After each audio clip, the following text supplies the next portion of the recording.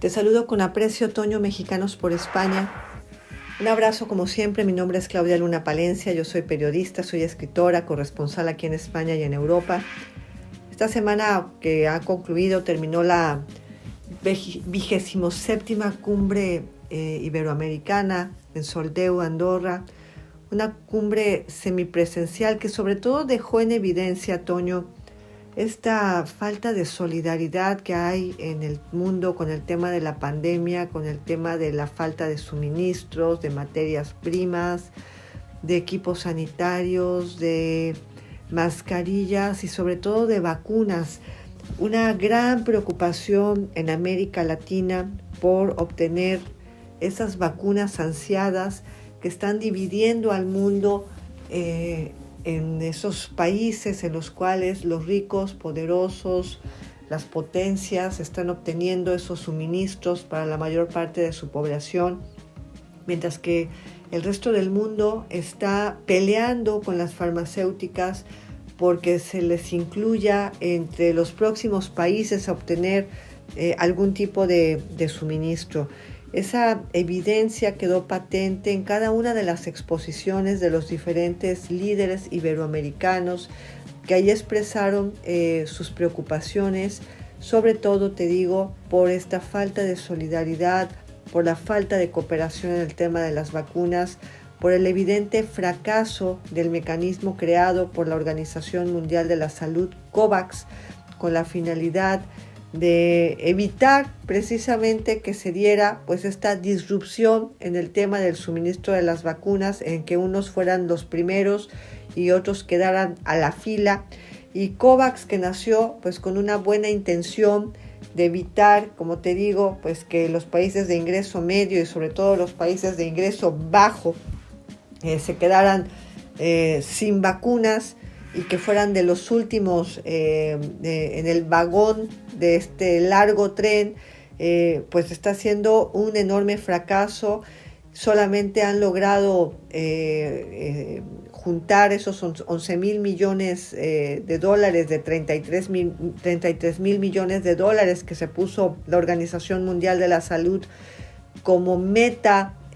obtener en forma pues de donativos de diversos países, para poder con ese dinero comprar los viales, las vacunas y hacérselas llegar a muchos países de ingresos bajos y que están en el amplio espectro de la pobreza y que no pueden comprar esos volúmenes enormes que se requieren de vacunas para inmunizar pues al menos al 70% de la población. Me llamaba mucho la atención el discurso del primer ministro de Portugal,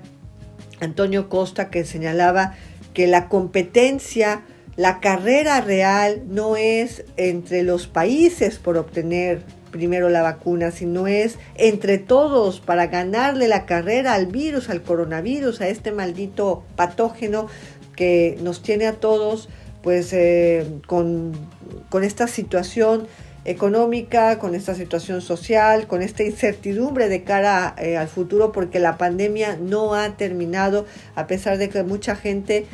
ha relajado de alguna forma pues estas medidas obligadas de distancia social, sobre todo.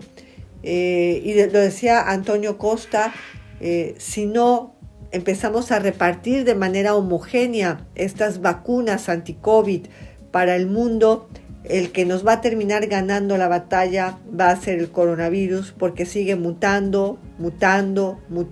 y el grave peligro es que llegue una nueva cepa reforzada, para la cual estas inmunizaciones que se están poniendo a cuentagotas y en otros países, en el club de los países ricos, de otra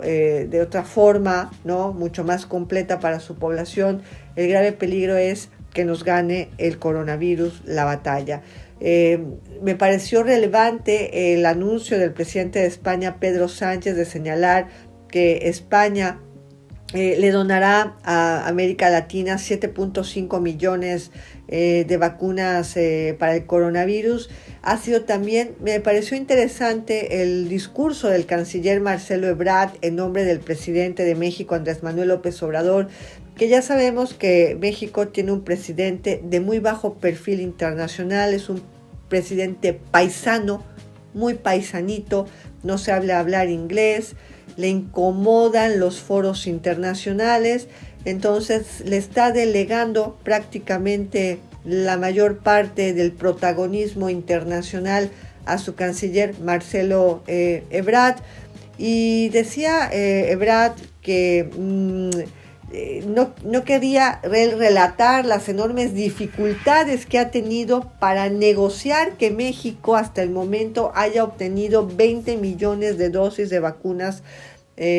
contra el SARS-CoV-2, decía él, mientras que el vecino del norte pues ha puesto 200 millones de vacunas anti-COVID. Fíjate ahí la disparidad de esta carrera. Él decía unas enormes dificultades con las que se están enfrentando todos para negociar, el ser tomados en cuenta por las farmacéuticas para que les envíen pues, estos viales, ¿no? Creo que señalaba él algo que me parece importante, que hay que aprender de esta lección para que nunca jamás nos vuelva a suceder algo así, en un momento en el que además el coronavirus ha pillado a América Latina llevándose muy mal entre sí, con una América Latina muy dividida por el tema sobre todo de Venezuela, una América Latina con sus graves problemas que tienen algunos países como Chile, como Brasil, como México, como Argentina, como Cuba, que están cada uno con sus laboratorios, con sus ingenieros en biotecnología, haciendo estos experimentos de sus propias vacunas. Señalaba Ebrard como el caso de Cuba pues es el que va más aventajado en cuanto a tener próximamente pues una vacuna anti-COVID, porque van ya en fase 3 con Soberana 2 y con Abdala. Y él decía, cuando esté la vacuna de cualquiera de los países latinoamericanos, apoyarnos entre nosotros, comprarla. Yo creo que el problema no está en tanto comprarla, sino más bien en producirla. Y aquí el grave problema, Toño, es que mientras que las farmacéuticas que controlan